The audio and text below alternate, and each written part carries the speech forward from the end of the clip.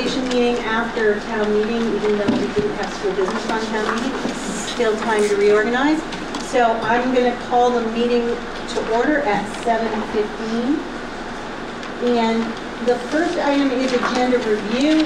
We ordinarily would be starting with the reorganization, but we have some guests here who are from the ag program, students from the ag program, that would like to do about a 10-minute presentation. So if it's the will of the board, we'd like to do that. And then proceed with the business of the meeting organization. Does that work for the board? All right. I don't know that we need a motion for that. Is that how at the beginning? So why don't we have you start? Come on up. Right up by the screen.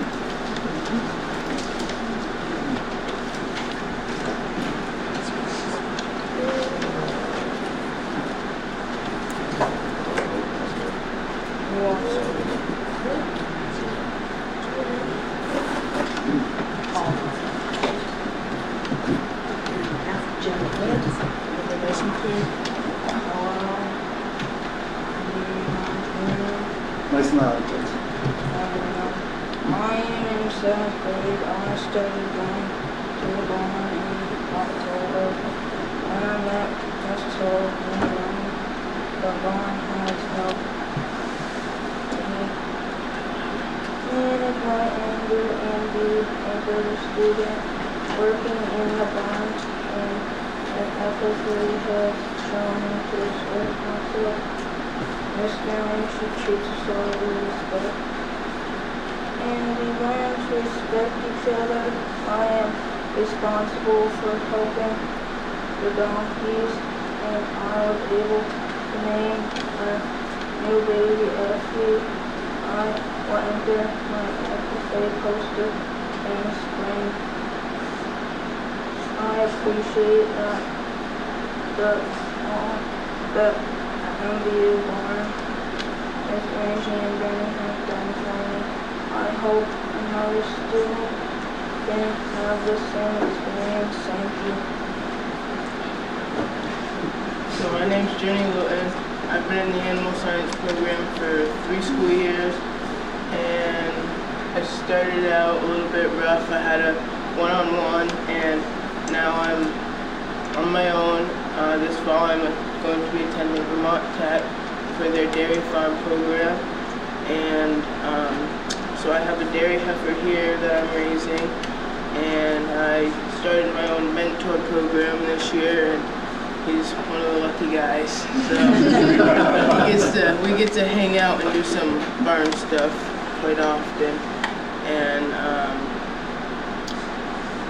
so this year I had a dairy heifer, last year I had a dairy heifer, and I'm going to college for dairy, so that's me. But I like the whole program, the FFA. I like the conventions quite a bit.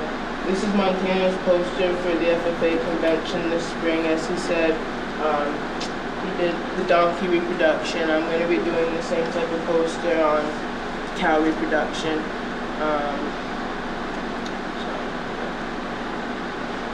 Have any questions about the program?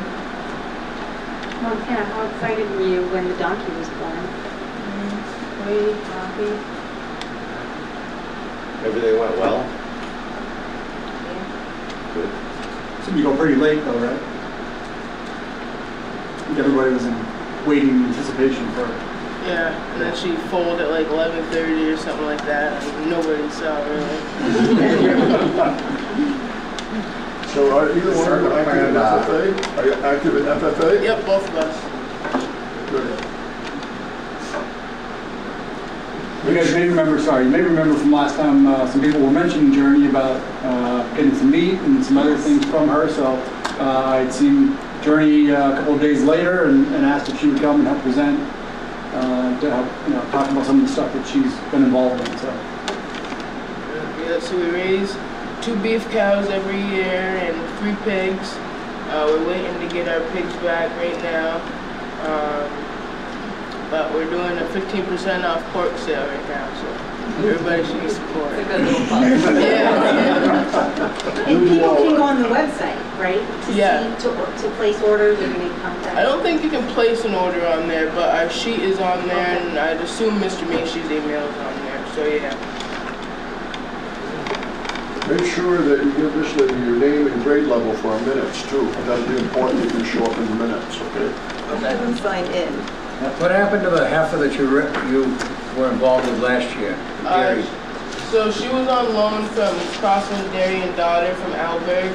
So after this, at the end of the school year, I brought her back there, and she's expecting to have her first calf here pretty soon. So that's pretty exciting. Behind you, I want to point out some, keep turning around here. Most of you are familiar with Jim Messier, who of course is the head of the animal science program.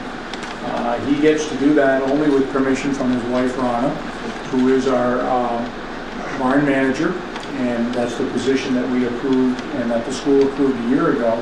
So you know them fairly well. You may not know Tiffany Toll very well.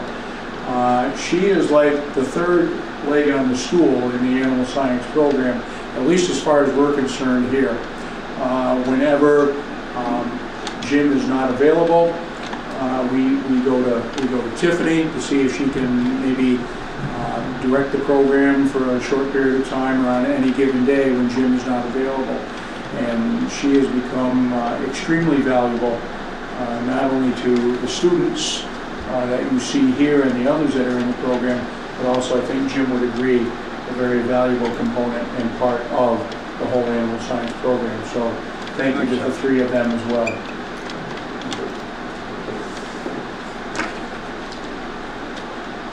Alright, we're gonna leave Montana's poster over here for the end so people can look at it. You want me to take it when I leave? Yeah, would you put it in your office? Yep. Okay, perfect, thank you. Yep. Thank you guys for coming. Very much. Thank you.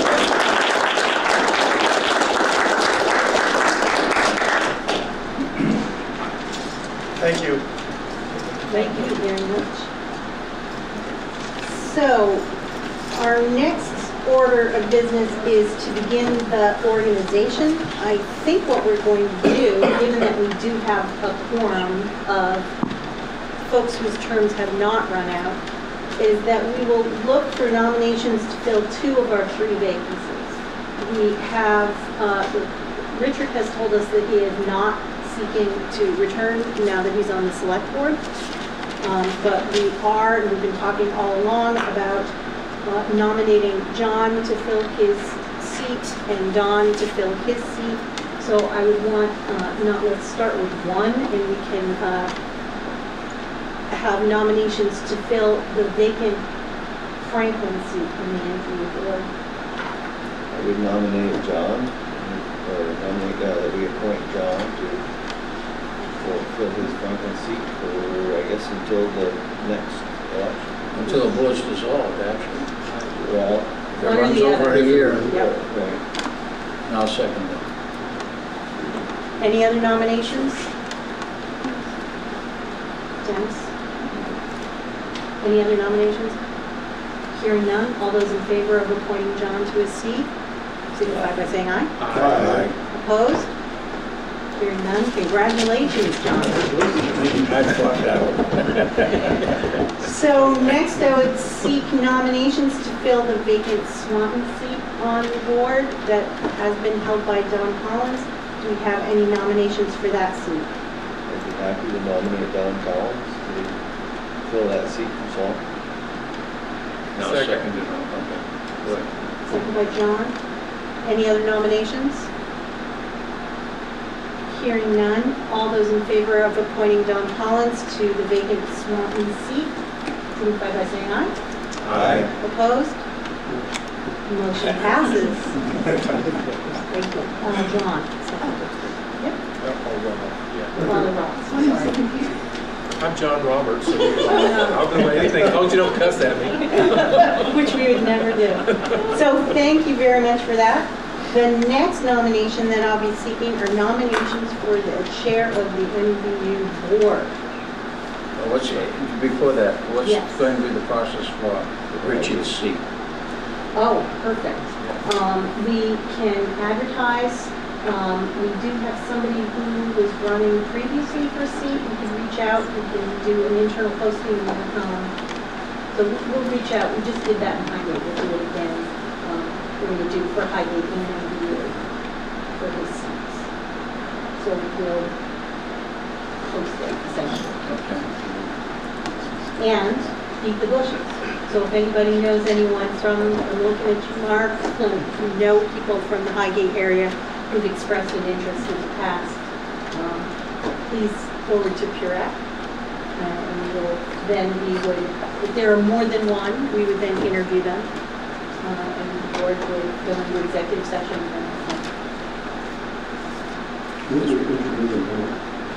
I think you should. Only one person. Because, the process. exactly. It has to be. I don't know what it's about. Yep. Some people may want it, some people might be interested in it too. Excellent. It could be a very short term. Yeah. Well, could be. Maybe a year. That's right. It's a possibility. So we comfortable with that? Yes. All right, thank you. No, I just thought we should get the process That's on why I'm not the record. board chair. You need to elect a board chair so they can facilitate the rest of the meeting. Do we have nominations for the chair of this board? Yeah. I'll nominate Dennis. If you nominate him, I'll second it. That's exactly what happened. So I hear a nomination for Dennis as the chair of the MVU board. Any other nominations? Hearing none. All those in favor? Opposed? Hearing none, the motion passes. Dennis, it is yours to take away. Well, thank you so much, everyone. We're looking for nominations for vice chair of the board.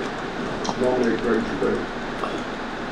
Okay, so nominated by Don, seconded by John. Any other nominations? See, Greg made a mistake putting John and I back on board. Hearing no other nominations, all in favor of Greg for vice chair, signify by saying aye. Aye. All opposed? Ayes have it. Carried. Thank you. Congratulations. Nominations for a clerk. And I believe that John holds that position currently. I would second that. Motion by Eric and a second by Father Rob to elect John as clerk. Any other nominations? Hearing none, all in favor of John for clerk? Aye. All opposed? Ayes have it, motion carries. Dennis Curette told me that we need at the same time to appoint the clerk and the treasurer. The clerk and the treasurer. If we could do those ones. We certainly can. Our clerk for the MVU district clerk is Robin Bloom currently, and I understand. Eric is the one. I'm sorry. Yeah, I got it back. Yeah, it's the treasurer. So the clerk, Erica Benoit. And I understand she's willing. Absolutely. So would anybody have a nomination for clerk for the review district? I'll nominate Erica Wood. No, Erica Benoit. There it is. Easy to do, isn't it? Erica Benoit. All right, we have a second to that? I'll second. Second by Greg. Any other nominations?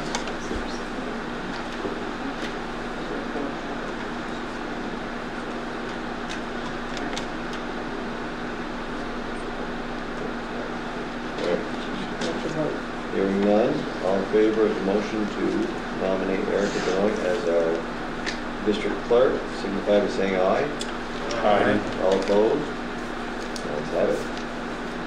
Now, treasurer, district.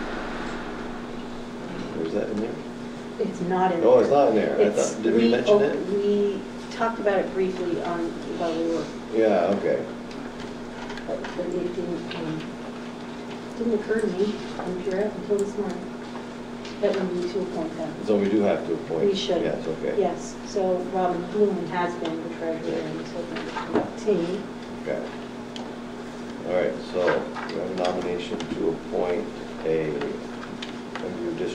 treasurer. I'll nominate Robin Blue. Second. Motion by Don, seconded by Father Rob. Any other nominations for that position? Hearing none. All in favor of Robin Bluen as our district treasurer, signify by saying aye. Aye. All opposed? Ayes have it. All right. SU board nomination. Historically, we've tried to pick one, since we have a three-member committee that goes to the SU boards. We've tried to get someone from Franklin, someone from Highgate, and someone from Swanton. So, current members, myself, Eric, and Greg. Certainly, if anybody shows some interest. You ready for that, Mark? I think some continuity at this point is a good idea, quite frankly. I move that slate. 3. I would second that. All right, motion by Don, seconded by Father Rob to continue with the same would be Dennis, Eric, and Greg as the SU board committee. Any other nominations? Hearing none, all in favor of that motion, signify by saying aye. Aye. All opposed? Ayes have it. Motion carries. All right. Now it's a date and time. What was that about? 2 things. Authorization of the board chair to sign teacher contracts. Oh. Should we need to have local teacher contracts going out? That's something I'm used to doing, just so that you don't necessarily have to have a special board meeting. Doesn't mean that you're not approving Right. Well, that as contracts are issued at our deadline. It should be to issue NBU contracts rather than new district contracts. We want to authorize the board chair to sign. all right. Going to have that motion from someone to authorize the board chair to sign teacher contracts.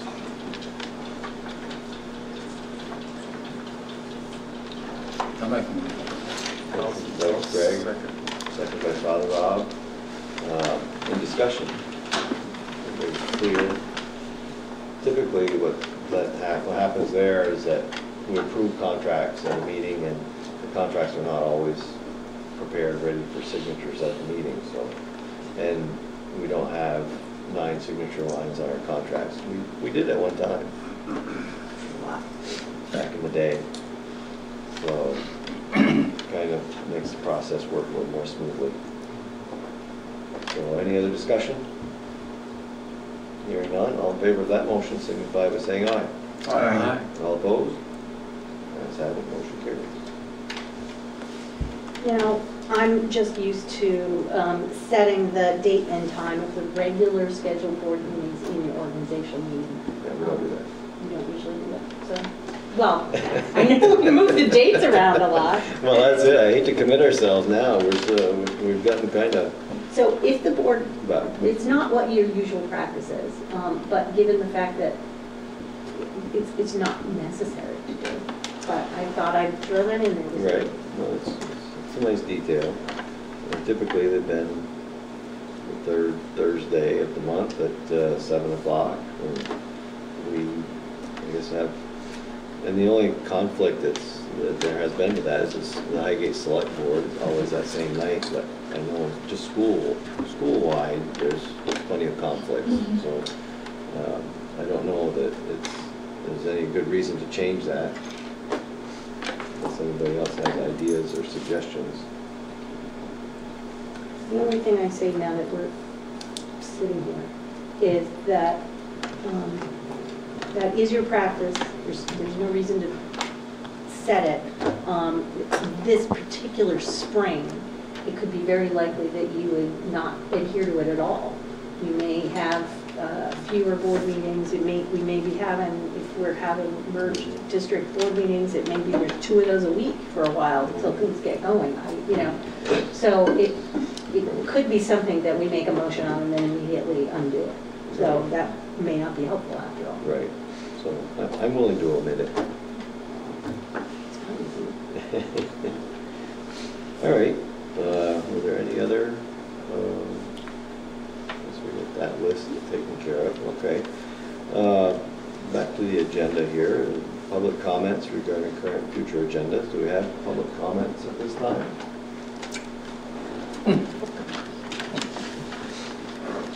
All right, I suppose at this point, since we do have some guests with us over to my left, that it'd probably be a good time to, that'd be all right, Paul, to bring our DEW people in for the...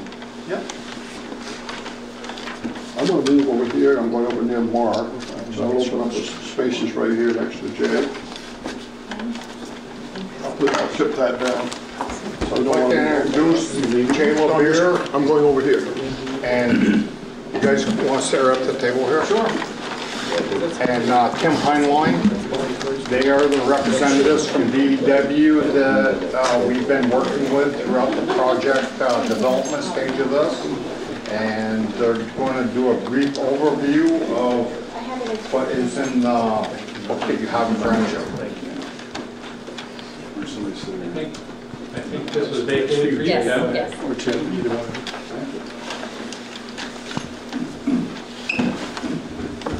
Hey, Paul, thanks. Guess you're good to go. All right. Hi.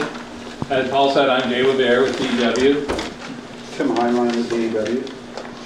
So I know that you folks realize we've been busy at work with the design team and Paul and Dan working through the project that's upcoming this spring. And we recently received proposals from subcontractors for the various scopes of work on the job. We've interviewed the subs. We've had some of them into the office for face-to-face interviews. If we didn't do that, we did it over the phone, and have vetted all the proposals. We reviewed the drawings, and we have produced a final estimate that incorporates all the costs associated with the project, which is in this book, I think, that most of you have in front of you. So a quick review of what's in the book here is we call this our GMP, our Guaranteed Maximum Price report. And what it is in it is there's a general breakdown of the costs divisionally, the way that specifications are organized. There's also a narrative that starts with a project brief, the drawings that we use to produce this estimate, discussion about a code review, and I'm on page 2. And then we talk about the program elements, what's incorporated in the project. So it's the cost for the wood chip addition, the electrical gear enclosure, the lobby renovations, the high school to middle school walkway, replacing the strainers at the fan coil units, FCUs, and the air handlers, AHUs, within the building. There are general conditions for us to manage the project. We submitted those prices and costs when we responded to the RFP. Those are the numbers that you see carried here inside the estimate, saying what the general requirements. We've also included some allowances for some scopes of work that were not defined clearly at bid time. There's a drawing that was produced recently that indicates the relocation of a couple of cabinet unit heaters, louvers, and some, is there a window involved with that too? Cut some opens. Yeah, so we've tagged that allowance at $35,000, and we still need to vet that. We need to submit those drawings to the subcontractors and receive prices back from them to firm that up. The reason it's allowance, we haven't had the time to do that because we just got that work. And the drawings aren't done. And the drawings aren't done. Thank you. So also the allowance B, we discovered recently that there was an electrical feed required for the fire pump that wasn't completely indicated on the drawings. So we have said that we feel that that's about a $20,000 item. Again, we need to get that finally engineered and to the subcontractors for pricing. In automatic door openers, we carried a $15,000 allowance within the estimate for the automatic door openers at the new airlock. Also, we obtained some unit prices for some of the work that we're going to expect to see here: concrete encasement, excavate, dispose, and install crushed stone under the footings. If we encounter water, we may be required to do that. So it's a good idea that we understand how much that costs, so we have a way to track that cost during construction. Sand over the walkways, and then excavate and backfill for the frost walls if needed at the entryway. So cubic yard is CY, what's EA? Each. So it's exactly what I thought. Yeah. Often it is. So, afraid it'd be complicated. Also, we've included an alternate to furnish and retrofit the electrical panels inside the building pods. That was an option that was requested of the subcontractors. We identified post-bid RFIs. That means that we received this information, and an RFI is a request for information that we submit to the design team. And it's based on a question perhaps that one of the subcontractors had, or that we had when we were reviewing the drawings. In some cases, we got the information back during the bidding period, so that we were able to incorporate any changes in the estimate. In this case, these post-bid RFIs we got back after the bids were closed. However, we were able to disseminate the information to the subcontractors and have accounted for the pricing that you see under item Z6. Also in our estimate, we include soft costs. We had a design and estimate contingency in our early estimate that we produced a couple of months ago. Actually, it was the end of January. And that design and estimate contingency has been absorbed into this estimate.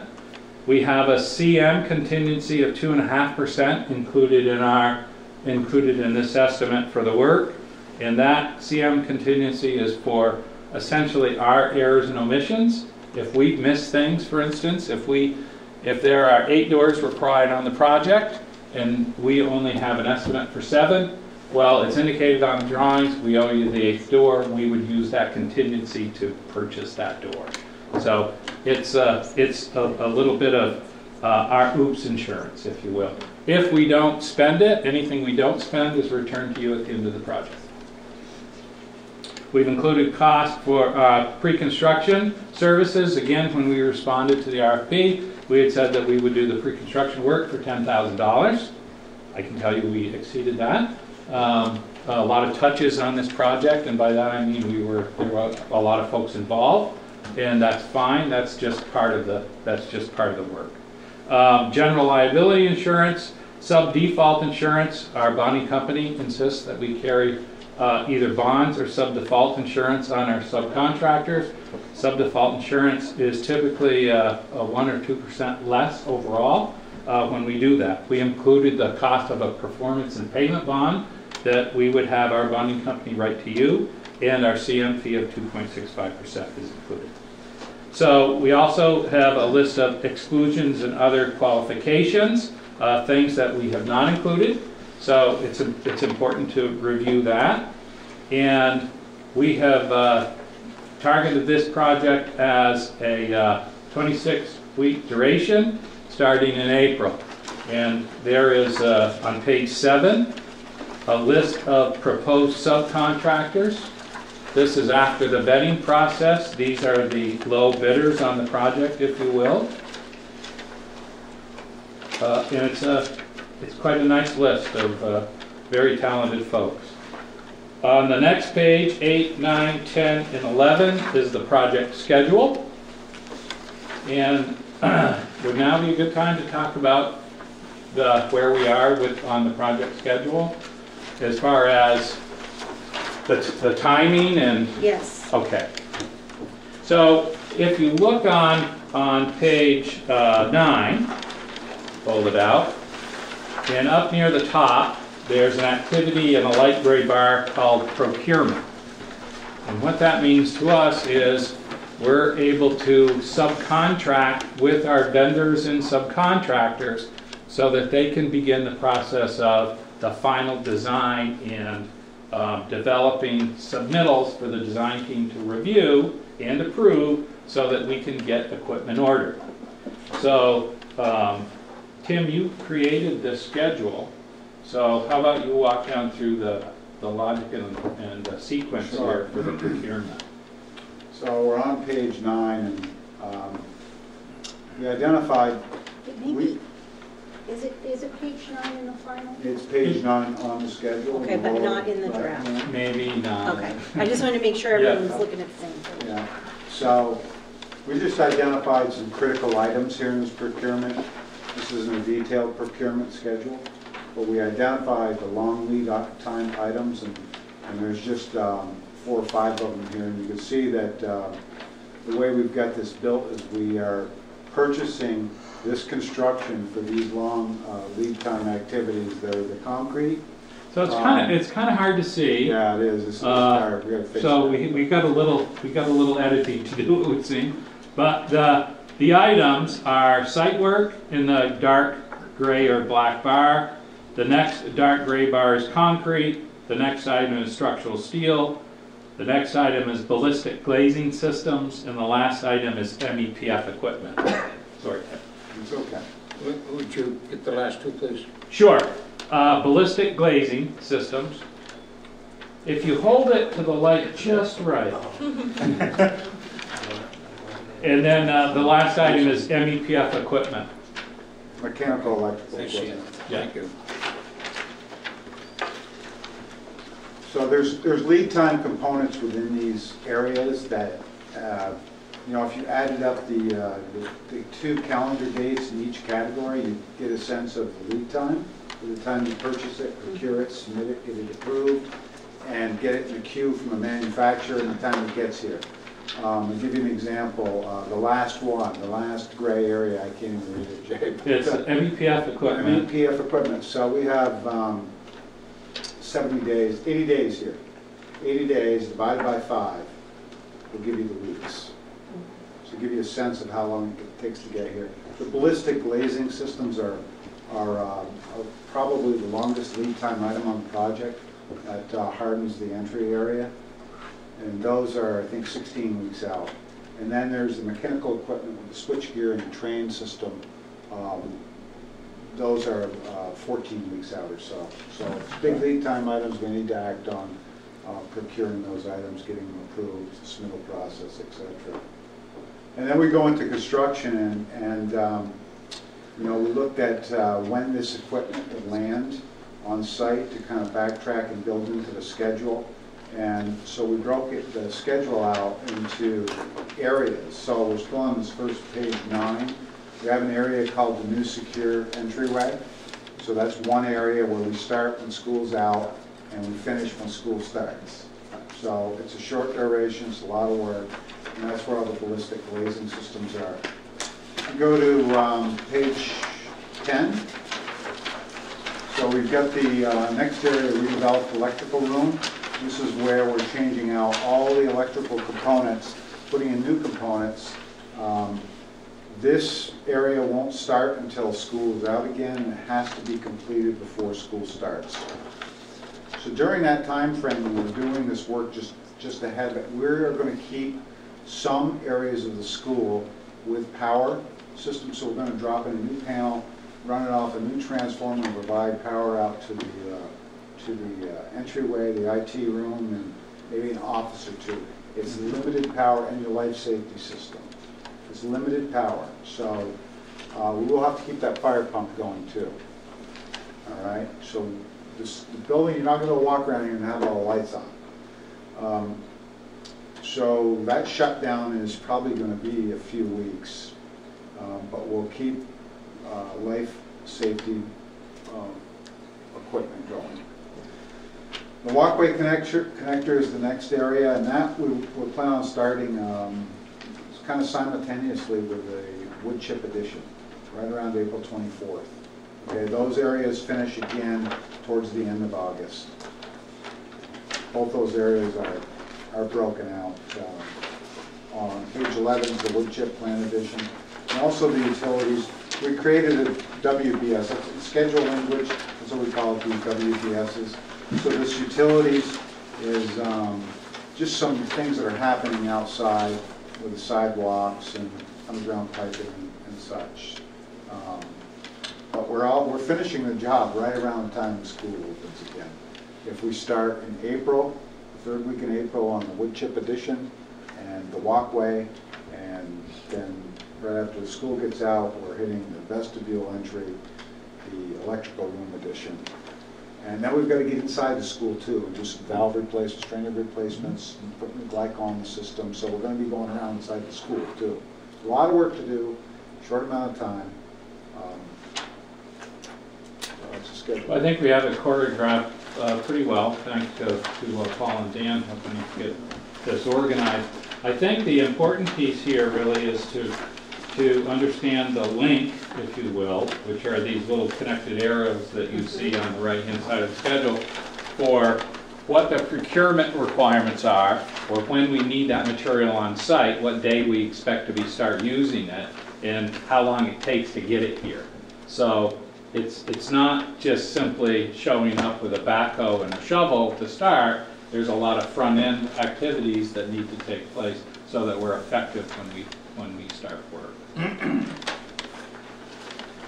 So the next, after the schedule on page 12 in our estimate report, is what we call our document log. This is an entire list of the drawings and specifications that were used to produce this estimate. So this says this within this framework, as established right here. This is the scope of work that we priced. This is the scope of work that you're buying. Following the document log is our estimate, which includes subcontractor numbers, some labor and material work for some of the work that we are self-performing, and by all means take an opportunity and some time to run through that. It's pretty detailed. I don't know that we need to go down through each of the line items. We've done that a couple of times with Paul and the design team. So that's here. And then at the very end, the last page, which everyone usually flips to when we start these discussions anyway, is the final number, which I know is more than you folks were expecting.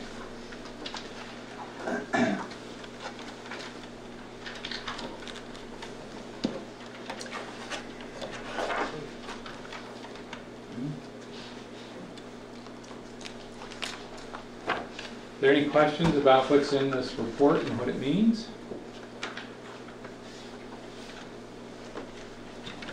Pretty thorough looking report. We think we produce a pretty good product.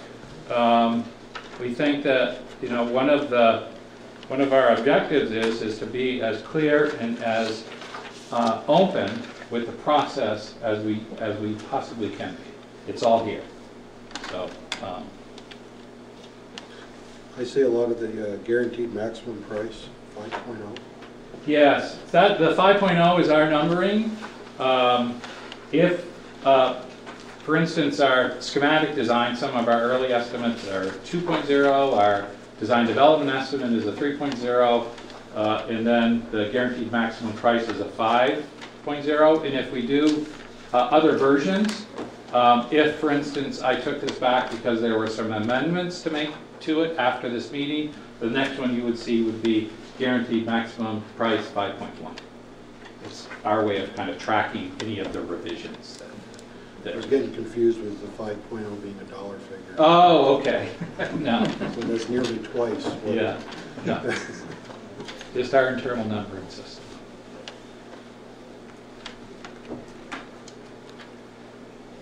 So one of the concerns as we sit here tonight is, of course, the overall cost of the project. Absolutely. Understand. And the other concern that's sitting right beside it, if you will, is the schedule. is, you know, can we order the materials? Can we get it here? Can we get started and get finished when you folks want to open your doors in August? Right. So I don't know how the board plans on doing this. I'm looking for your input onto this, but I believe that what we're going to do is review it probably in executive session, and we'll probably give you some type of a response maybe tomorrow or on Wednesday. So for the board, most folks were meeting earlier and listening to some detail. You'd be looking for one of two things, one of two motions. Can you describe? Sure. So there's a couple of ways that we can proceed with the project.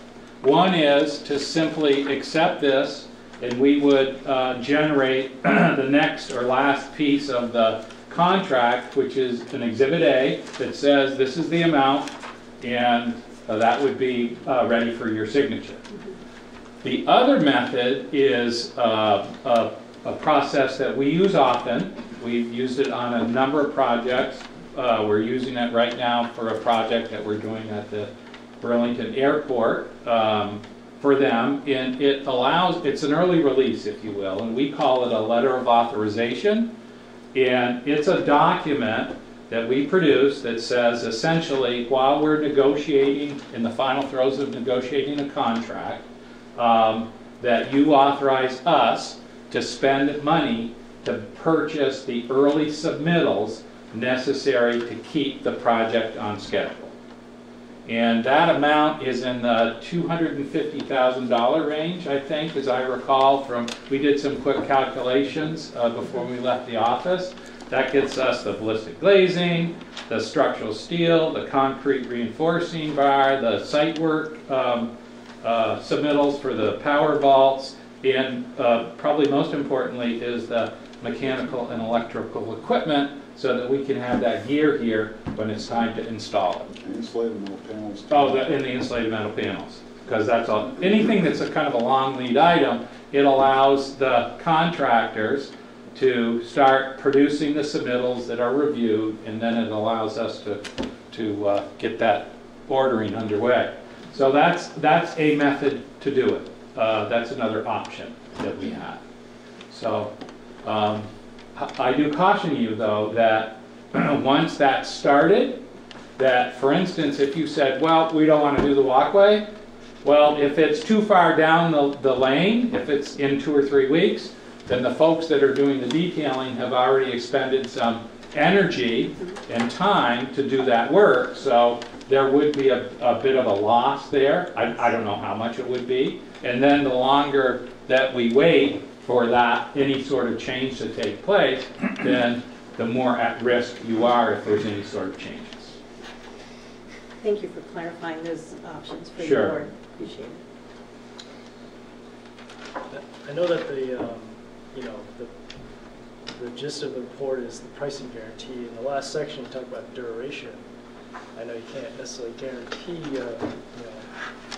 end date for it. It says 26 weeks, but No, it's here in the schedule. no, I know. Oh. But I mean, like, things can get out of your, that are not within your control. But what type of things would you do to at least, try and make sure we hit the 26-week mark? Tim, how long have you been doing this? Good question. I've done a lot of schools and I've never delivered one late. And I've probably done 15 or 20 schools. But there's mechanisms, there's tools we use. You monitor closely. You can create recovery schedules. You can change logic. You can change durations. You can resource load, heavy load on something that needs help. There's ways to do it. Schools just don't have an option of not opening on time. It just doesn't work. So hey, it's Saturdays, it's Sundays, it's whatever it takes to get it done. We've been successful. Like I said, I personally haven't delivered one late. Maybe sometimes it's a little uncomfortable when you open one because you've run into some hidden conditions, but you can do workarounds, and maybe it's not all tied in a bow. Everybody would like it tied in a bow, but sometimes it just doesn't happen. You know, we can have a situation where a manufacturer causes a problem. It's not the folks on site, it's a manufacturing issue. So, you know, we have to get creative, and DEW does have some horsepower to get creative. So, you know, we can do all hands on deck if we have to, and I've seen that happen on projects. It's all hands on deck to make it work. So during the course, during the course of the project, every week you'll be reviewing a schedule with whoever the owner's representative happens to be and evaluating where we are on our overall schedule. So you work on a 2-week look ahead? It's every week review on a 3-week look ahead, and then a month end we do a month end evaluation. Try to stay on top of that during the course of the construction. I understand. I mean, I know that, you know, in the previous meeting there was discussions about, you know, possible, you know, manpower issues, and it may not be at your level, but the contractors below, and so. When they bid the job, they had this schedule that you're looking at. When we interviewed those contractors, we discussed the schedule and the durations. So if we had to make an adjustment in the bid schedule, we did that within this schedule, but stayed within the overall duration. So we vetted that. I think the risk here might be the manufacturing issue. You're at the mercy of suppliers. Or Sometimes, yeah, you can have a lot of things happen. But the ballistic glazing's the one that would be of concern. I just did a project with a lot of ballistic components, and there was a manufacturing issue. Raw materials? It was a sub-supplier issue to the manufacturer. So, you know, here they are, you know, they're looking at a third-tier sub having an issue with the polycarbonate laminate inside the glazing system. There was a shortage of materials. Who knows? It was coming from a foreign country. I don't know. But you know, there's a lot of story behind it, but it can happen. It could happen with, I think the big risk here on this project is that there is a custom-built component with the mechanical system. That train system is custom. But we did put in we got the durations. We drilled down with the manufacturer through the subcontractor. We got the durations, so we have those plugged in there. And I think we've got a good group of subcontractors listed here, like Jay said, that are going to be able to staff the project properly. Seems aggressive, but it is. It's a school project. It's a school project. It's not a. It's not. We're not going into the building and tearing it apart though, because I've done that, where it's that can become more of a challenge. Kind of touching on the outside of the school. They're coming in to do some work on the strainers and that, but it's not like we're tearing walls out and tiring finishes, taking a wing and remodeling it. Now, can weather be a factor in a job like this? Does it seem like there's going to be a lot of, once the groundwork is done here, weather isn't a big factor? It could. I mean, most of the time you can work through the weather. If you get some wide open areas like those sidewalks in place and stuff outside of the finishing those hard surfaces, that could become, you know, if we get 2 weeks of rain, we can't just put something in and not have it acceptable. And that's where some of this weekend work comes around. But with concrete, though, you've got batch plants you need. Batch plants aren't open on Sundays, so you're limited. So that might be probably an area that would concern me a little bit, is trying to get that work done. Because it does come at the end. I don't want to do it too early because of the traffic. I want to give you a nice looking product.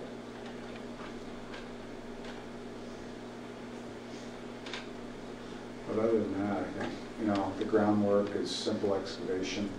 The concrete, simple concrete. These guys work in the rain. I think the key to success here is the electrical piece, really. There's just so much work surrounding that. And the back and forth from the building here to the boiler plant, and then the new gear, replacing the new gear and then backfeeding the existing panels. I mean, that's really the crux of the project. The other stuff can work around, is on the periphery.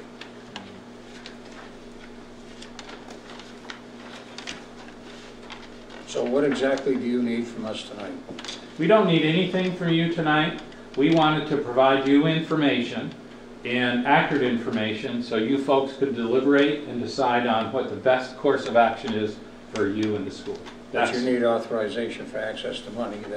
That's one thing. We eventually need that, and as I talked about it, the sooner the better. So. Well, we're only meeting tonight, so. Right, Paul's suggestion is that we discuss it a little more in executive session, possibly. But I wanted to know what the topics we would be discussing. Right. One of them is the authorization Right, of access to the funds. And is there anything else? No, sir, that's it. Just that one item? Well, yes. Or approving the whole. Right. You could either do part of it or all of it. Okay. I would like to just add something we didn't touch on with the estimate though, but that, you know, we knew that the budget was a problem, and we went back out to the sub-market post-bid, and we asked for what we call the best and final pricing. You use that in a car dealer sometimes, trust me. And we were able to get approximately, I think, $41,000 back out of the sub-market post-bid, which is reflected in this number. So we went to that well once already, and it's always a difficult thing to do, but our line was, look, the project has a budget issue. If you know, if everybody wants to do the project, which I think they do, then help us out, and that's what we got. So we don't go to the well often. Subcontractors appreciate that. Our relationship with them is very important. They're our lifeblood, really. We really count on them. So we don't take the fact that we did ask them for a best and final or a contribution to enhance the budget for the project. But it is a step that we did, and I'm glad you mentioned that, Tim. It is something. So we've already peeled $40,000 out of that. It doesn't sound like a lot. It doesn't sound like a lot, but there aren't a lot of, you know, kind of big ticket items here. The electrical is a big piece, mechanical is a big piece, and those two firms both contributed. The 250,000 you said for materials. I mean, can we get like an actual breakdown? Oh, absolutely. So if that's the direction that you go, what we'll do is produce this letter of authorization that tells what we can do and can't do, essentially, and what it is, and it would be for the purchase of the submittals, and it would be a list of what those submittals were. We would also add some of our time for managing that process up to a point, and then that would be what you would be authorizing. Well, what I'm thinking is if we're going to make a motion later today, you know, ideally we have an actual number to shoot for. You know, I understand you can go back and provide it to us, but I guess we would have to figure out what we would actually do to authorize, you know, whether it's an not to exceed or something like that, without having an actual number, I guess. It's kind of my question. But you could give us a comfort number, can't you? I did with the 250,000. Okay. So that's in the range. So a not to exceed would at 250 Do you remember would work? exactly what it was? I think don't. it was a little over 200, and put your contingency on it when you spoke to the board just now. I did. So, I have it right here. So it's easier to come down. I got it. It's actually $188,635. That's what the amount would be. So up to $200,000. I would say even just that amount would be fine. And it's for earthwork submittals, concrete submittals, structural steel submittals, glass submittals, metal studs submittals. Cold form framing. Oh, cold form framing. The mechanical submittals. Oh, and that didn't include Omega. So this was the 188 is that's like. an older one. No, that's 15 for Omega. So 188 plus 15, so 233. 15,000 plus. I'm saying that way. It's fine. Yeah, I couldn't quite get it up, called up here, Jim. Sorry. It'd be nice to have a piece of paper with that information on it. What? Can I actually do that? I just can't do it right now. So, So that's in the, Omega was the electrical, metal span was the insulated metal panels, and then we had included $10,000 for us to manage that process, and it was a total of $188 at the time, so plus another 15. 9, so 203,000. That's the amount. Mr. Chairman, I guess one other issue, or make certain, is the board is going to be in executive session discussing it. Are all board members clear on what some of the options are as far as reductions? I know that you don't have hard dollar amounts. We talked about that earlier. But I think if you're going to be doing submittals, the project that we talked, which was upfront building, that probably is a critical one to get in an early order, right? It is. So I just want to make certain when we go to executive session, we're really prepared to go to executive session. Unless we keep you guys waiting around until we come out of executive session. That would be an option. Because for us to go in and meet and then sit there and look at each other and say, well, that's not what I understand. Well, I understand something else. Sure. We're not going to be any farther ahead than when we walked in tonight. So I guess I'd ask the chairman and other board members, does everybody feel comfortable that we can go through this and either decide we're going to find 250, 60, whatever thousand, or we're going to have to reduce the project. And when we do that, what are we looking at? And how does that impact what you're going to do? Because we could make a decision or not make a decision and really hold up this project as an unintended consequence, because I think you talked about the I want to call it bulletproof glass, but some of those things out there, they're going to have a long lead time. They do. And even then, we might be at risk of not getting it because some manufacturers overloaded. So one of the a couple of things that we talked about as far as reducing the scope of the project was one of the bigger items that might be, again, it's probably not palatable, but it is an option, is right now the plans call for us creating an airlock at the existing vestibule, which means that we would be pouring a foundation and creating a wall and putting a roof over a chunk of building in front of the vestibule. It's maybe 8 feet deep, something like that, with new doors and glazing. That is not the ballistic resistant piece of the project. That's your regular ordinary glass. In front of that are a couple of foundation walls that support a walk-off grate, and then into the building is what's called a pedigrid. It's a walk-off mat, and the HVAC and electrical that supports that enclosure.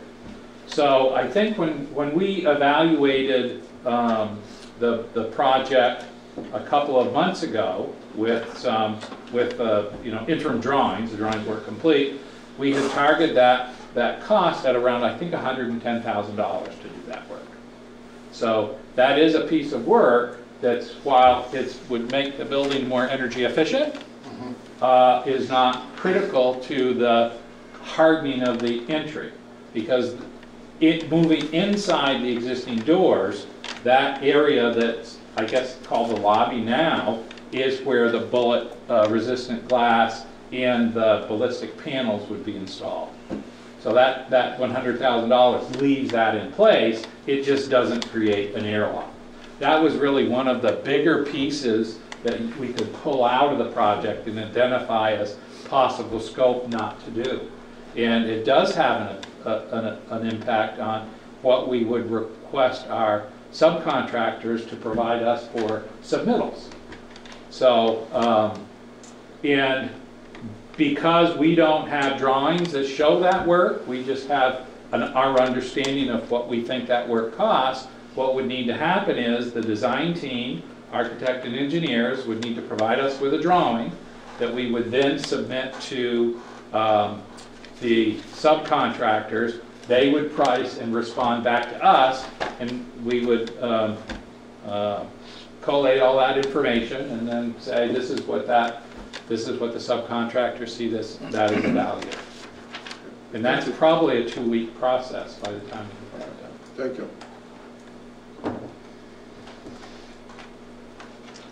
Any other questions for these guys?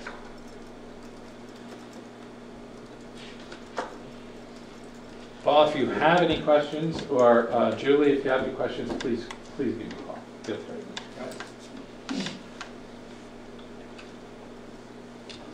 We'll be in touch soon. Yeah, I'm sure there'll be another board. Okay. Thank you, Tim. Thank you. All right. Thank Thank you. you, Jay. Thank you, Jim. Welcome. Thank you both. Good luck. Take care. All right, we will. I hope it stops snowing. It never happens. Yes, it is Vermont. All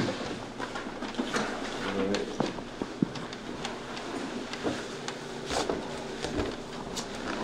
Down to that now.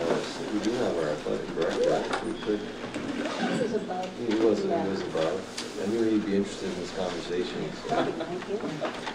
I guess we can go to that part of the agenda right now. Good night, folks. Thanks, Thank you. Thank you. If you're ready for that, John. Oh, it's right there. You sure? Yeah, sure.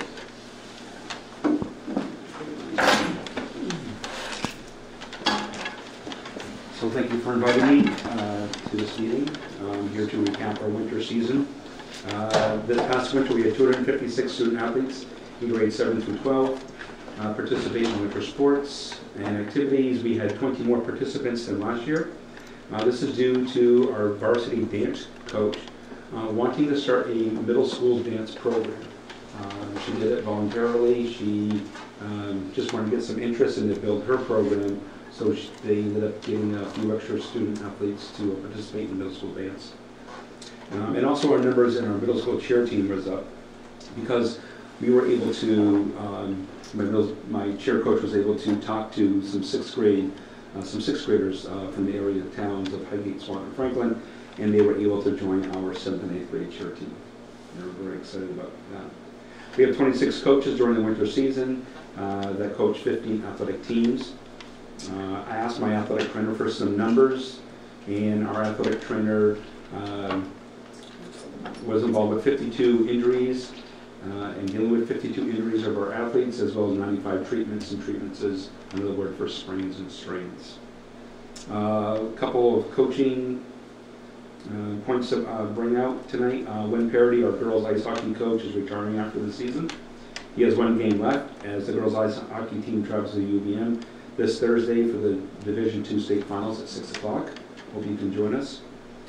Chris Hatton, our boys hockey coach, was nominated as this year's Division II Coach of the Year by the Division II ice hockey coaches. And also we had a senior Braylon parent surpass the 100-point mark in his scoring for boys hockey. And he was also nominated for Athlete of the Week by the Burlington Free Press. Coach Jody Medor and the indoor track team had a great season as they received first place honors by the 4x400 and the 4x800 relays in the Division II state meet at UVM, and our girls placed third in Division II out of, I think, 10 schools. Our varsity boys coach, Jim Bowes, recorded his 200th win this past season. The girls and boys basketball programs qualified for the state tournament. Our girls were 14th seed and lost to Fairhaven, who turned out to be the Division II state champion. And our boys lost to Mount St. Joseph.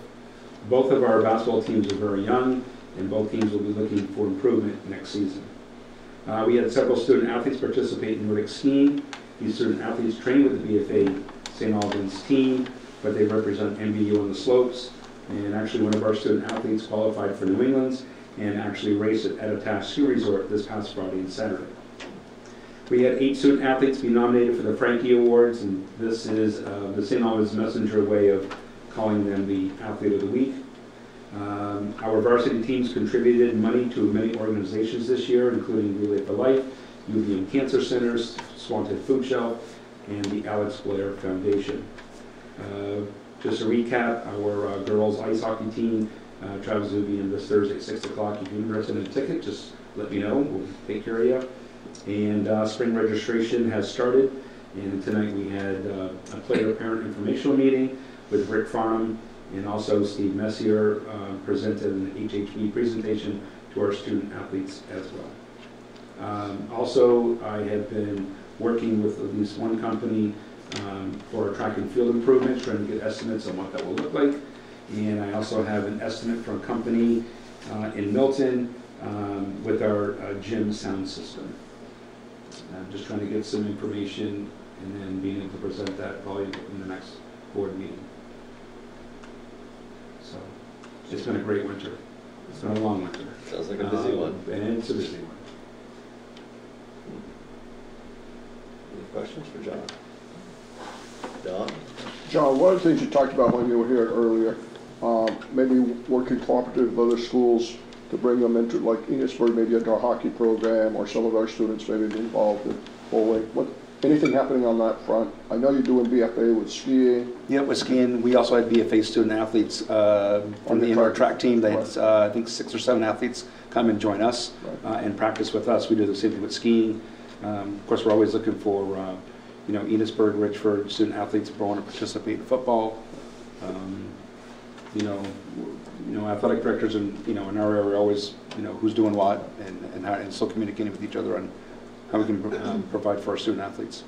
Because I know you're busy, and I know our team's a priority, but as I look around the state, there's some great opportunities that have occurred, and I'd just like to see us promote more of that with the other schools. I think it's great when the best skier for BFA is an MVU kid, or something like that. So, anyway, just a little nudge that keep that going, if you could, with all the high schools in the area. Yep. I'll continue to do that. Thank you very much, John. You're welcome. Thank you. We look forward to some springtime. When? Thank you.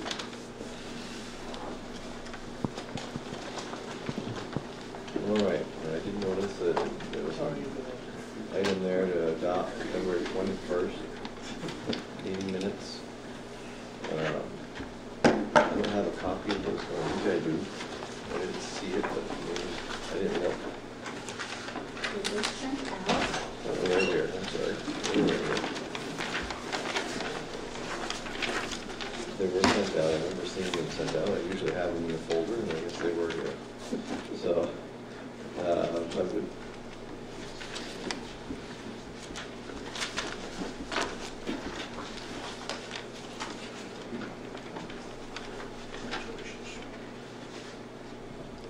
I would entertain the motion to adopt the minutes from February 21st.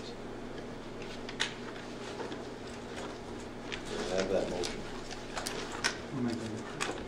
I'll second it. Motion by Eric, seconded by Greg. Any discussion?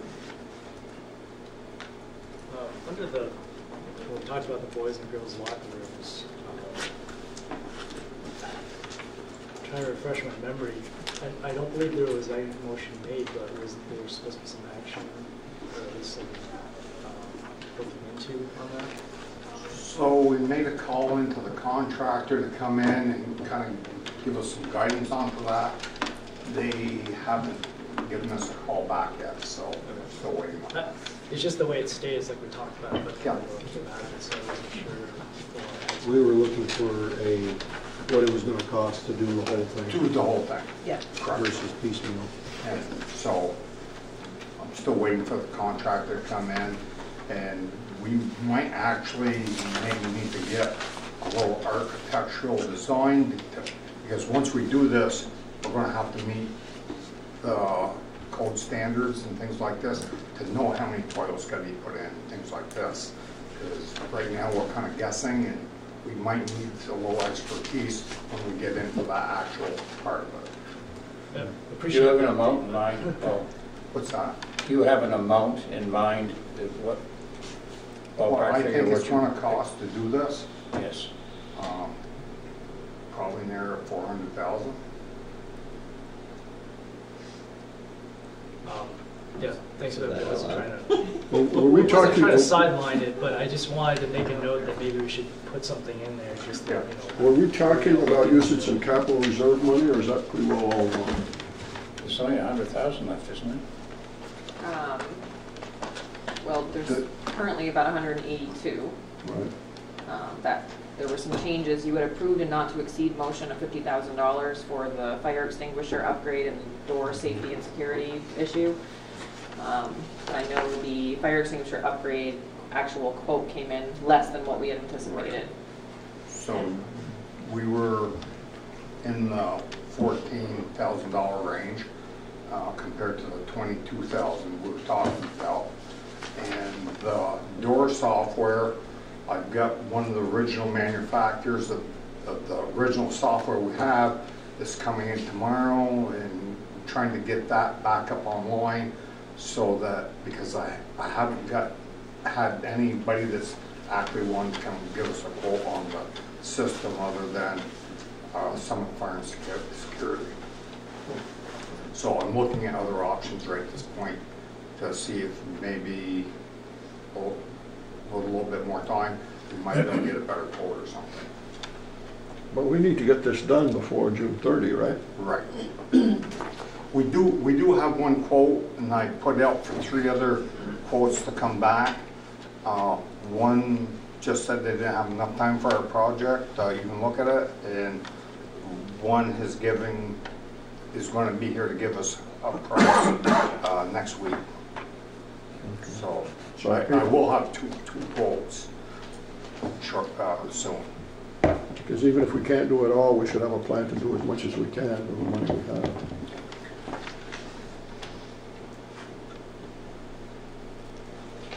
In terms of the minutes, John, Yeah. what was it you were looking to clarify? I wasn't trying to open up a can of worms, but like I said, I just wanted something in there saying that we were going to look into possibly incorporating some of those aspects into upgrades and whatnot. Because it just looks like we talked about it, but it wasn't actually anything we were going to do about it. There's no Does that make technical sense? interaction there. Right. Right. Not that we made any motions, but just that we're revisiting exactly I after just investigation. Right. I just wanted Just to adjust be it. made that Okay. we're going to it. Thanks, John. Thank you. All right, any other concerns with the minutes? Hearing none, all in favor of the motion, signify by saying aye. Aye. All opposed? Ayes have it, motion carries.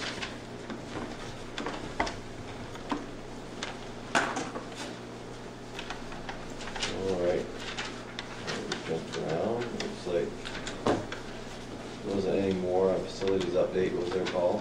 No, we're pretty much working with our construction project over the past month.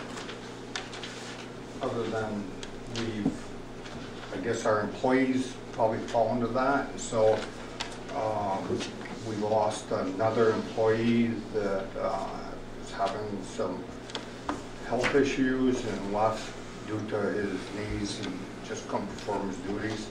So we've actually done well on our student custodians. We've got 6 on the payroll right now, and we've been staying stable, but we really are looking for full-time custodians also. But there's advertising, and it just doesn't seem to bring anybody in, and maybe we can have some discussions on how to rectify that a little bit. I have a couple ideas. All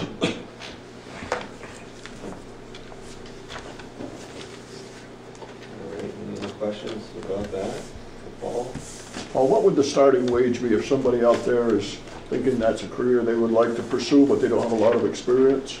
So our starting wage runs in between about $12 an hour and $14 an hour. With minimal benefits, plus assurance. good benefits, right? Plus good benefits. Okay. But it's just we can't get them in the door. And one thing is they talk about a increased base pay and things like this. It'd be nice if we could actually advertise in our advertisement of an actual base pay, because we got kind of a little range that we work in. But maybe sometime along we can talk with the board about maybe coming up with something.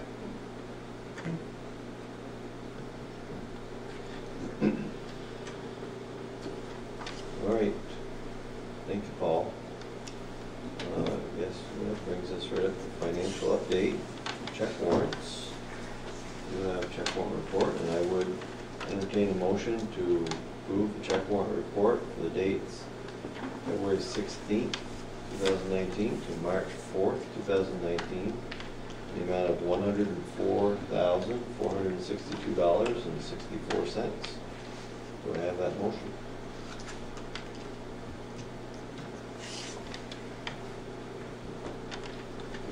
I'll make that motion. Motion by Mark. Do I have a second?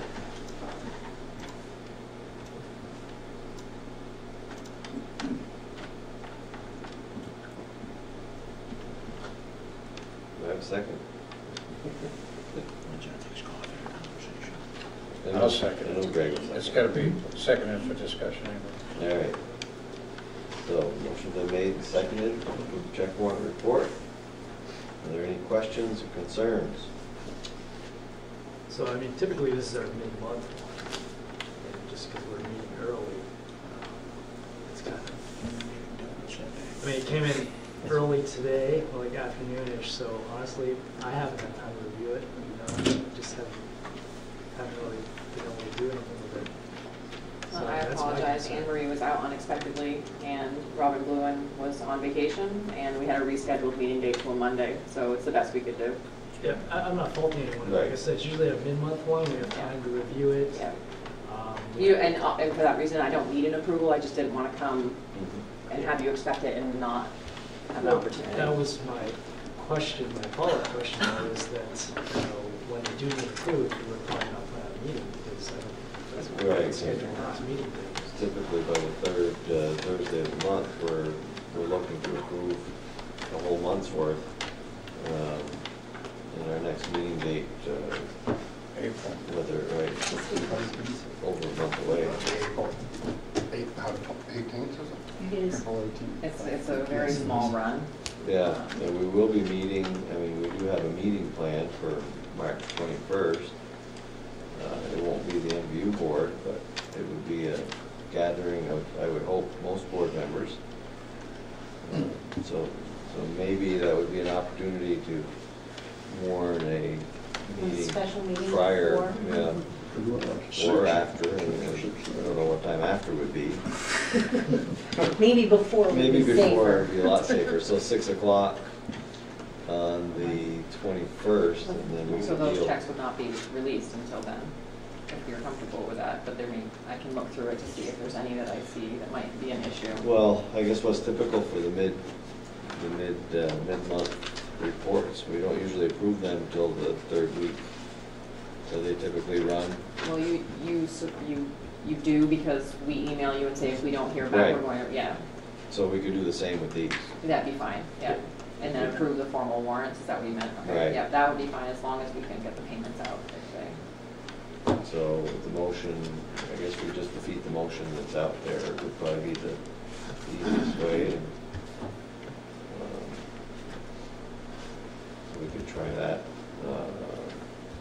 Any more questions while we're still in discussion? Does that make sense to everyone to basically put these off until the 21st? And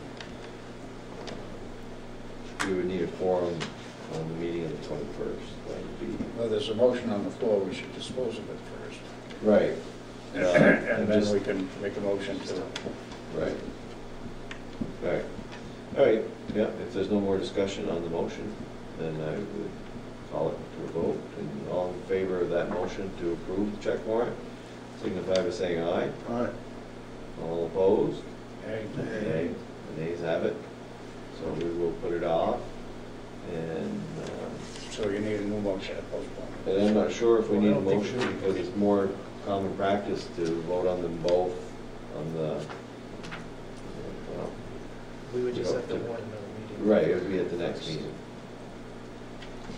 6 o'clock or so. So if I don't hear from the board as of what day are you comfortable with us releasing those checks? Typically, I think we do by Friday. Okay, I'd say just go with what's typical, with Okay. what you've been doing. That's what we're trying to do, is trying to get it, make it work, make it look like it normally does. And March 21st would be our normal meeting date. So we can warn a special meeting.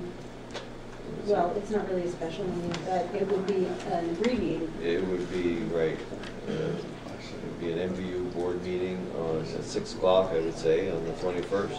Instead of just stuff that we just do. Just for the warrants. Warrants. I guess it would either be here or in the conference room. We could have it in the conference room. That's fine. Let's do that then.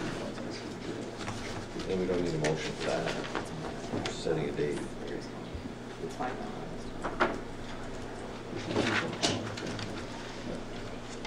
All right, so now, as long as everybody gets that notice and everybody's here.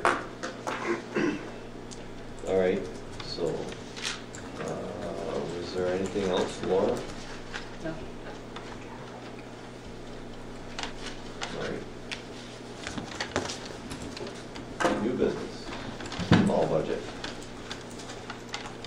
Who wants to start that discussion? Yeah. I will. Go ahead, Don.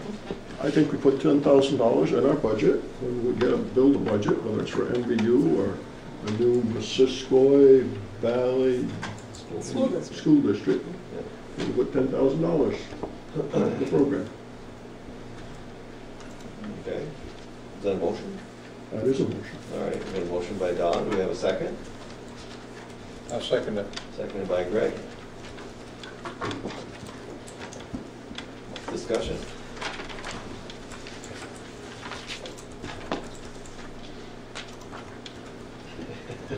I think we probably cussed it and discussed it. Yeah. Quite a bit. Yeah. I agree, it's the right thing to do for the program. And I think pretty much we're all here, right? Yep. So I think that was the intent last time we put it on. Right. So we put it off so everybody could be here. So everybody could have a voice. And let me tell you the rationale. First of all, I've heard it many times, but I just think that those students need to be treated like the others. If we don't want to give them 10,000, let's break out every activity and let the voters choose every activity they want to fund and those that they don't want to fund. And that's a fair way, which I think would be stupid to do, but if that's the way they want to go. But the other thing is, I think we heard from John Lumsden, we're really starting over. This is a whole new process. We're going JV. We're going to have a JV team. We're going to date and really put on, I think they've always had a diligent recruiting, but I think they're going to improve their recruiting. I think they're working with area recs as much as they can to start building a feeder program. So I think it's in a different place than it was 4 or 5 years ago, and therefore I think it's appropriate that we now fund it.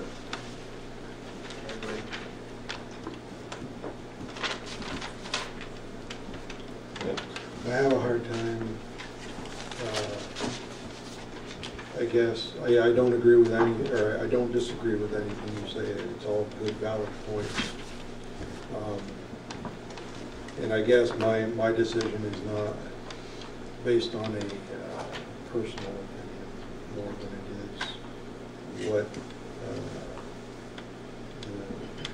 the interest of the community is.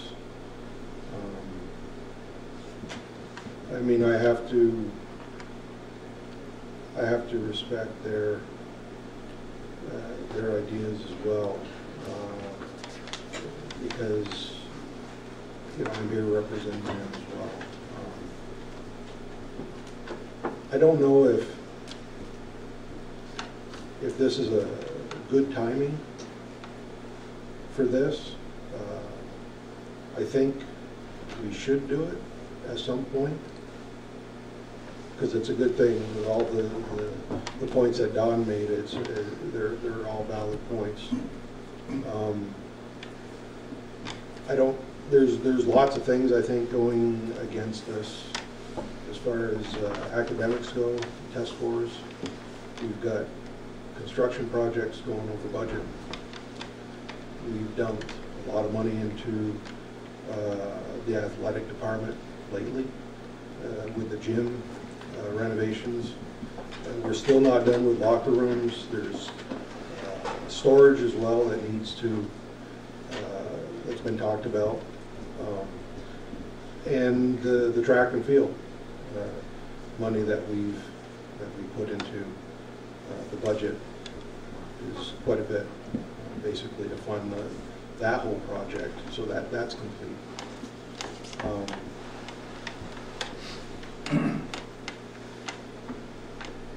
I guess my idea is that it's just, it's not good timing for us at this point to introduce something that hasn't been historically well received by the community. And I hope that changes in the future. But I wouldn't feel right just not taking any of that in consideration. So Appreciate that. that's my philosophy behind it, I guess. Anyone else have something to say about that motion? Two things. One, I think it's a matter of fairness and equity. And two, we may not exist to make this decision. And so I'd like to go out with a bang in regards to it. And I'm very sensitive, Eric, to the fact that the community has some different perspectives. And I come from an area where this is just not an issue. So coming here, this is brand new for me to even think about this. So I have heard what people have said, and not everybody's real excited, but I do think it's an opportunity to have perhaps my last say in regards to that. I don't know, maybe not, but it seems that way. I do think that there's a fairness and equity issue here for the children, for the young people. Yeah, I guess that's the other side of the coin is, we're here to represent the folks that put us here. Our communities we are elected, but on the other hand, we're here to provide good quality education and opportunities for our kids. And we always talk about when we're passing budgets. Well, yeah, we can pass a really small budget, but in the end, we're affecting kids. I mean, we're here to basically foster development of our kids in education. And I know, there's always things about whether football is a good sport, etc. But I think when we started this, it was if it can get 10, 15, whatever number of kids into something productive that helps them, I'm all for it. I said that in one of our previous meetings, we're spending a ton of money on track. $10,000 is small compared to that if you're talking about making cuts, and that goes directly towards kids. So obviously the facilities is needed. So I mean, yeah, I know where we came. I think Dennis, you and I, and Greg, and Vicki, we were amongst the originals when we made that commitment to the community about putting a special article. But I mean, like Father All said, we may not exist. So honestly, I guess at some point, our decision or what we leave behind is probably going to be moved anyways as far as what we said way back then. Yeah, so that's I guess my thoughts. Thank you, John. Anybody else want to tackle that one? I just have a logistical question. So say we vote yes. Does our budget go on to the transition board? Right. And they could vote it down? This is your recommendation. Is whether you want Laura to put it in the budget that we're preparing for a merged budget or not. Because right now it's just sort of nothing. Right, and we're not sure exactly where the budget's going to end up, but it will get voted on at some point, and whether that item is in the budget or not, that's what we're deciding right now. So, I just wanted to make sure I understood.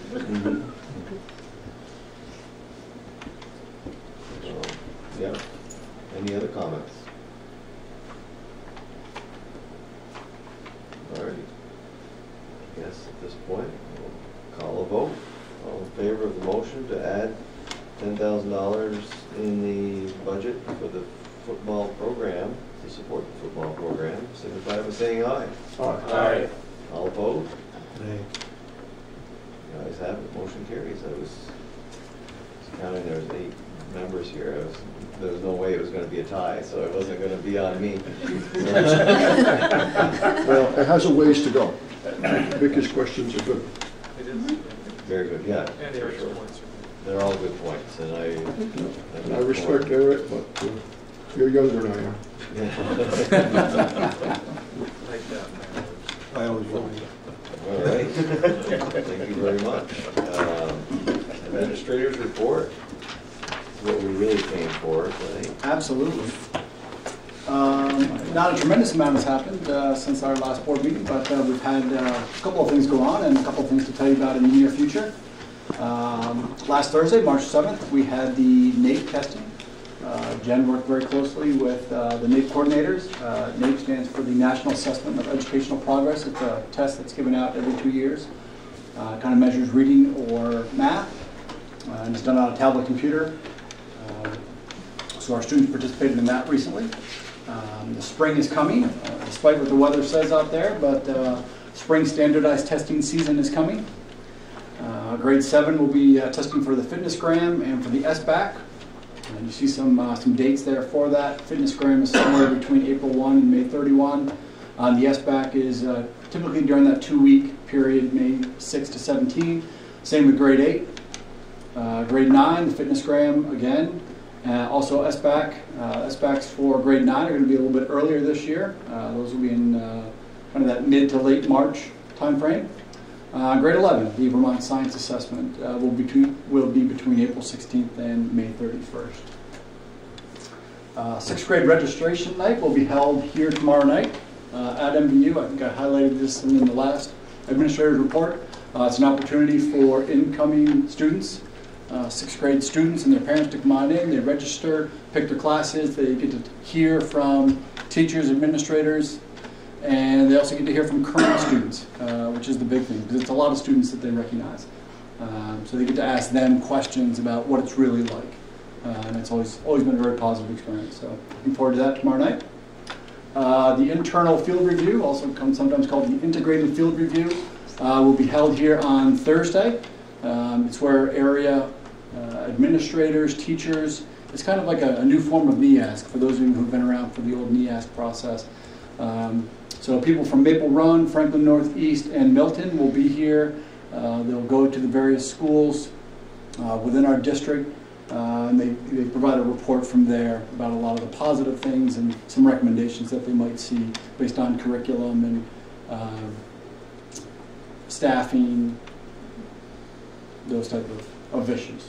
So Dan? Yes, sir. Why isn't there a school board member involved in that? Because I've been on some of those precursors there. There's usually a school board chair or some school board member that's invited to participate.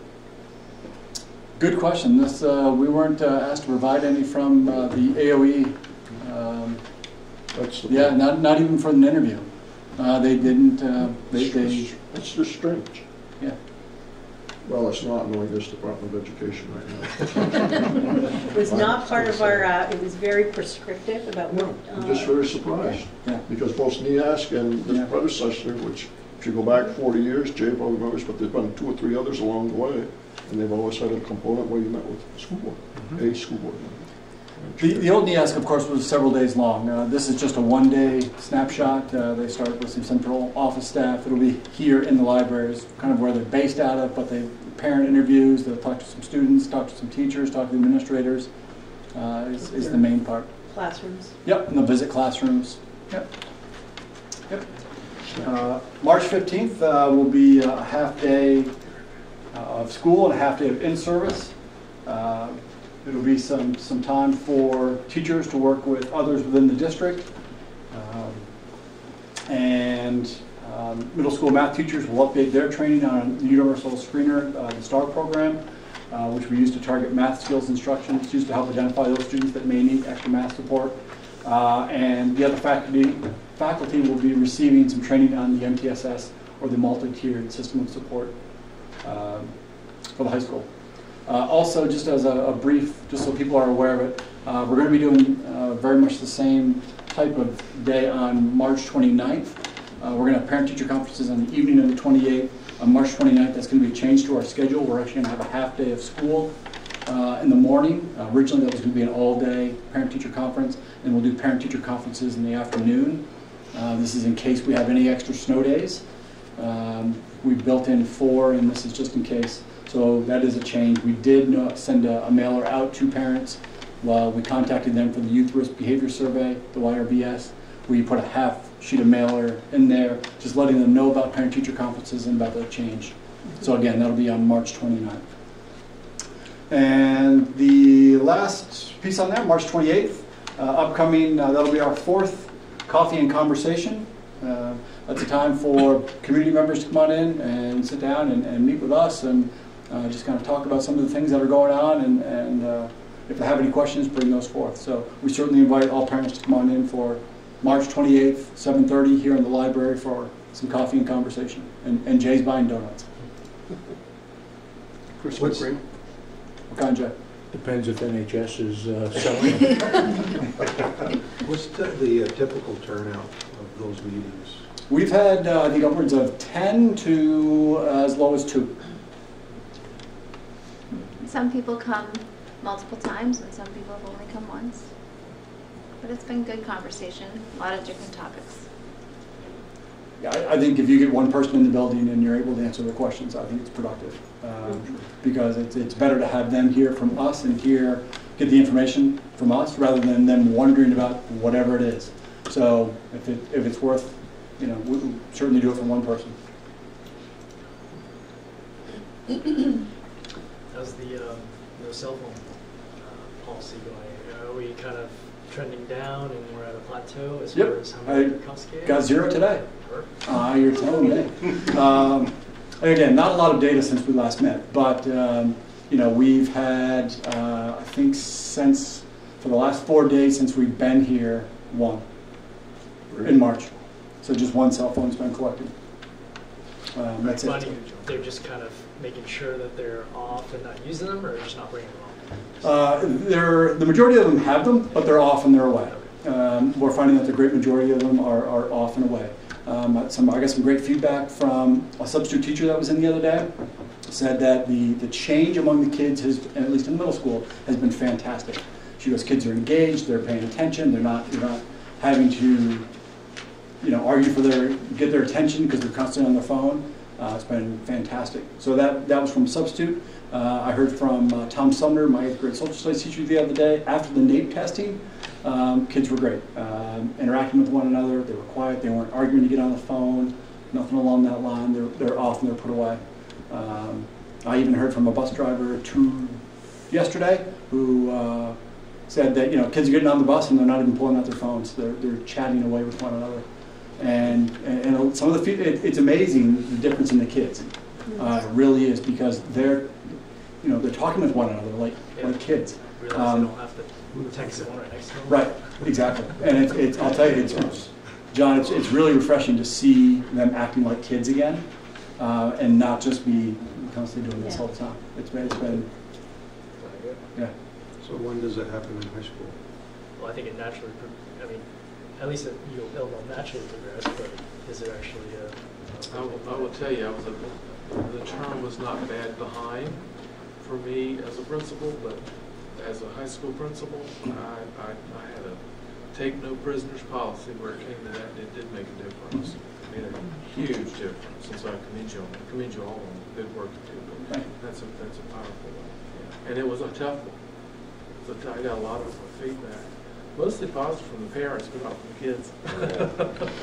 I've only had pushback from one parent a little bit. Other than that, everything else has been positive. And even from the kids, believe it or not, it's been positive. Like, you still have a couple that are like, I want it, but they realize that, yeah, absolutely. I'd have to believe there are students out there who are really pleased that you did that. Oh, absolutely. Because they really weren't into it too much, but if you got to be in the in-group, and your little in-group of guys and gals are doing it, then you feel the pressure to do it. And now, absolutely. mean old Mr. Palmer took it away from us, so I'm going along with it. I got to be the bad guy. And I honestly think, a lot from some parents' perspectives, I think the parents are really happy about it. They may not have wanted to be the bad person to take it away. And I think that they were more than happy to have me be the bad guy and say it's got to be put away. But you know what? The change in students, and I said in the letter to parents, it's time to put the focus back on academics. And it truly has come back around to a focused academics. You're seeing kids more engaged. You're not having them vie for their attention. So it's been very positive. Nothing wrong with wearing a black hat once in a while. Not sure how much confidence we had in you when you first mentioned it, but I'm glad to hear it's working out. Thanks, Dennis. I was with you on that one, man. Thanks, man. Appreciate it. My son likes it better. He said people talk. We have actual real conversations. I'm like, he's like, with people I've never talked to before in 2 years. Yeah. I'm like, that's crazy to me. Oh yeah, you'd be surprised at how much it's brought kids out. And he actually talks to adults better out in public. We're like, who are you? Like, it was we're like, wow, that's a pretty impressive change in a small amount of time. They're forced to have conversations with people. They can't retreat. They can't retreat to a phone. I know that you people are very, very busy, but I'm still going to ride this horse like I did. Is there any way on these coffee and conversations you can get the Swanton Village people to put it on there? Bulletin board down there. You were invited to. Same way with Highgate. So that people who are driving by for 2 or 3 days see that there's something happening there, whether they're coming on. It may not be possible because they're busy and they may have filled. But I know when we've done things, I've heard a really good thing. People have appreciated that they utilize it or not. Jen's taking care of it right now. Bless her heart. Well, she's not on her cell phone. And you know, you may not always be able to get on those things, but Perfect. Any other questions for the administrators? Thank you very much. Superintendent's report. Well, what you see there is a picture of Sheldon Elementary School gym complete with crack. They did pass a bond to address that, so that's a positive thing.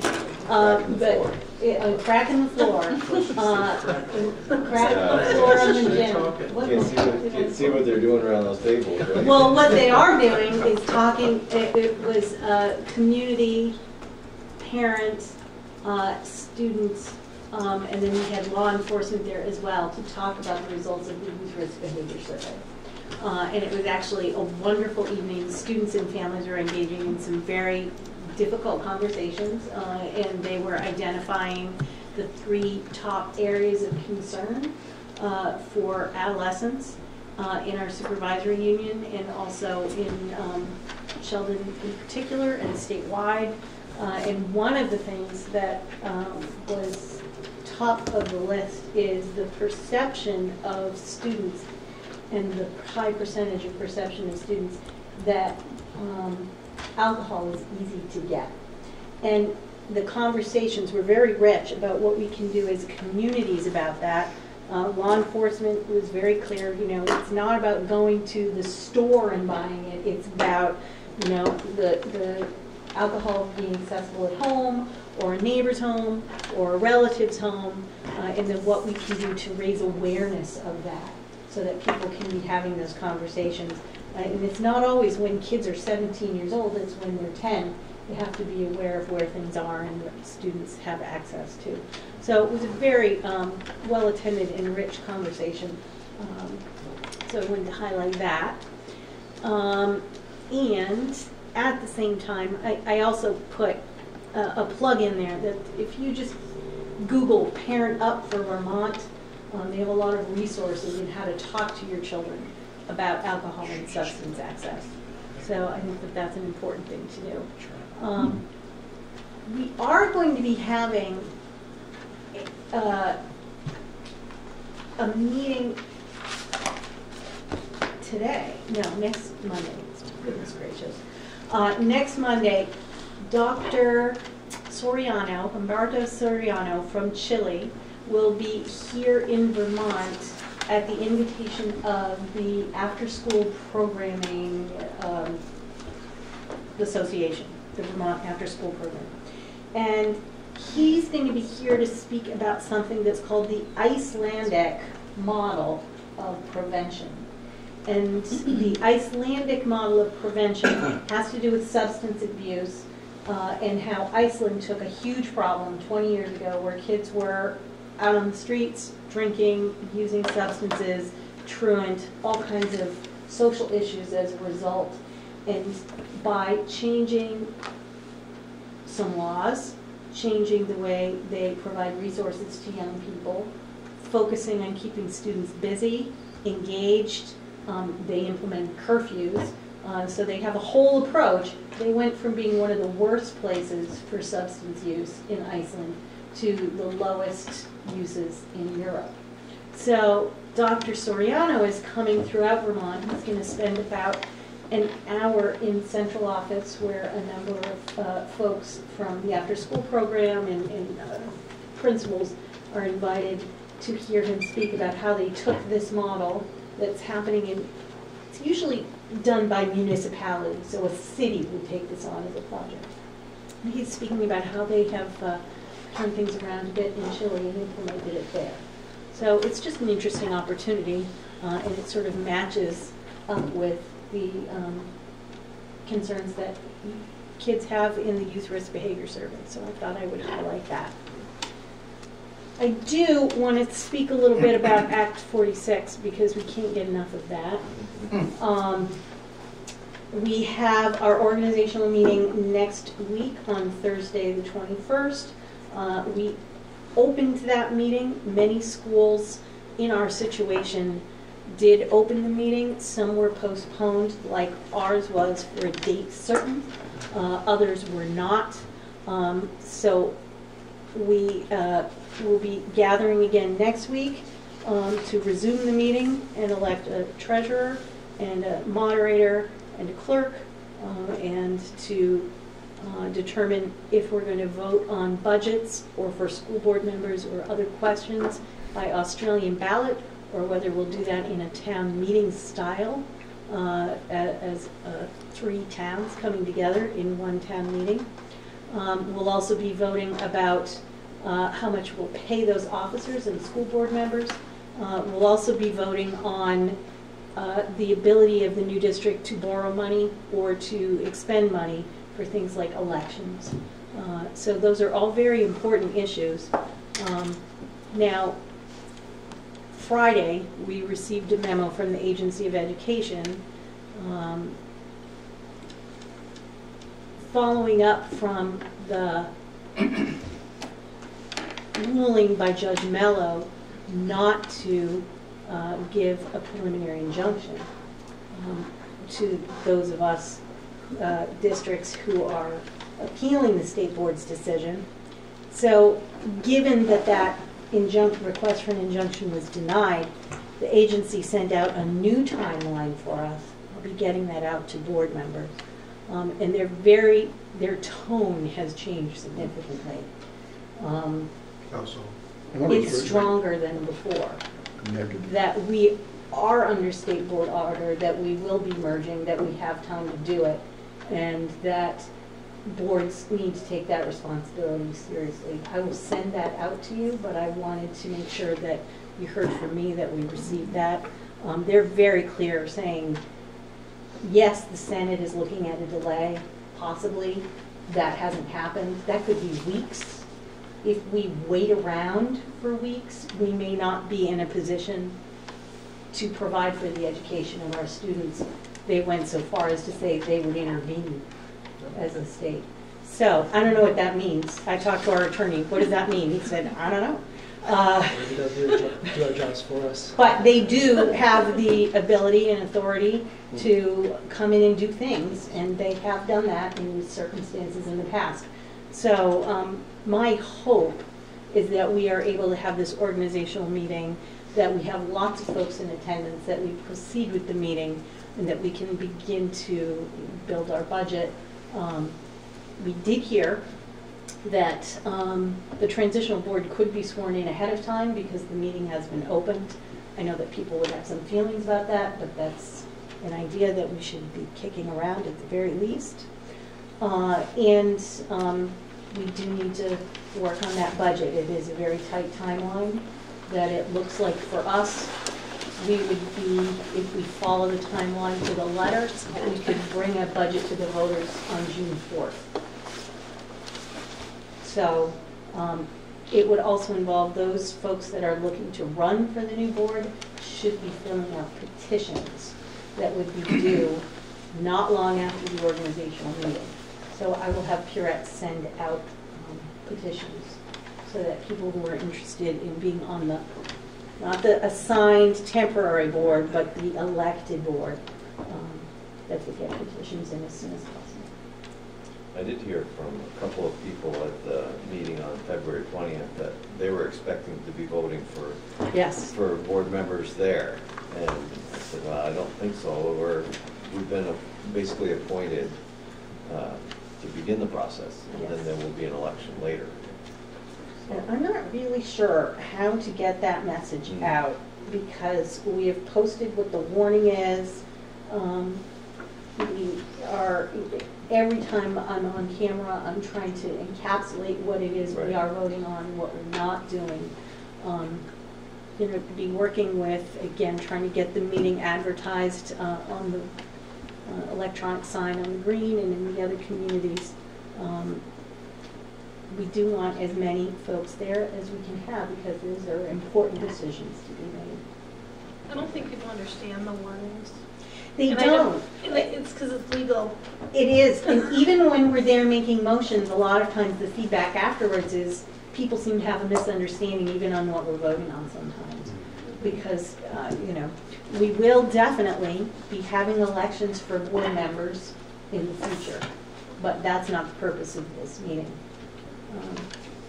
Julie, on your note about the Agency of Education, front page of the Messenger tonight, and I read it, and it really upset me that the tone of the whole thing. It is almost like the Agency of Education has gone from supposedly being somebody who works with districts to improve quality of education to somebody that says, this is our power and we're going to abuse it.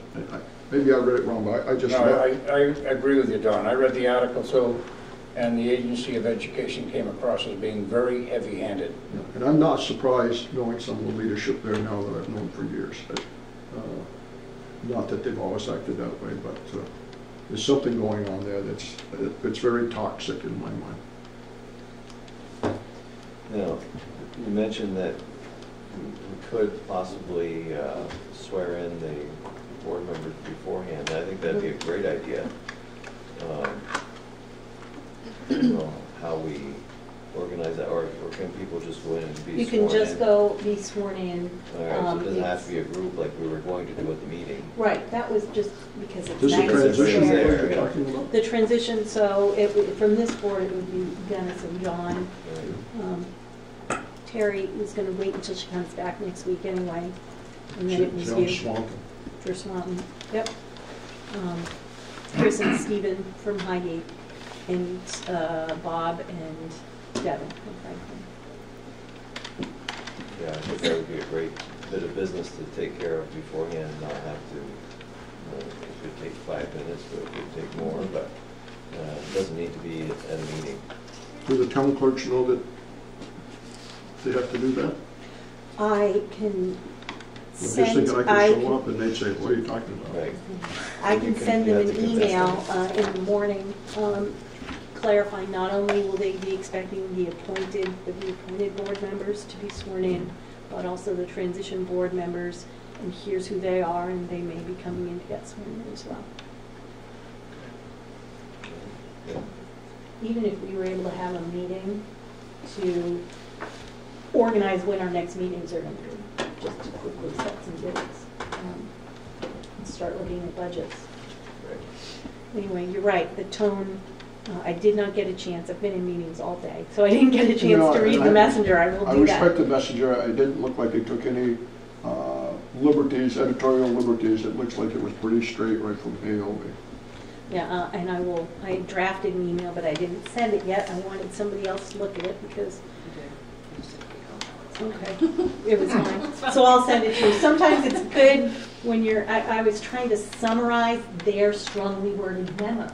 So I wanted it to, I wasn't sugarcoating it, but I did want to check myself to see that I was summarizing it well and trying to be balanced with my message to you all.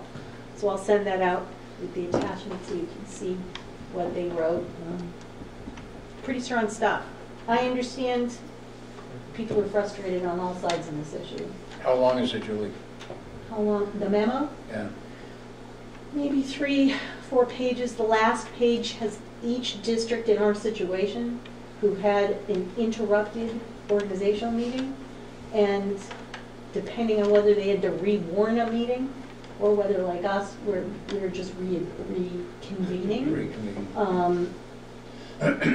Because ours was for the 21st, then all of the timeline dates are specific to us. So they did that for each district. There used to be a saying, don't get in the trough with the hogs. I think the Agency of Education just stepped into the trough.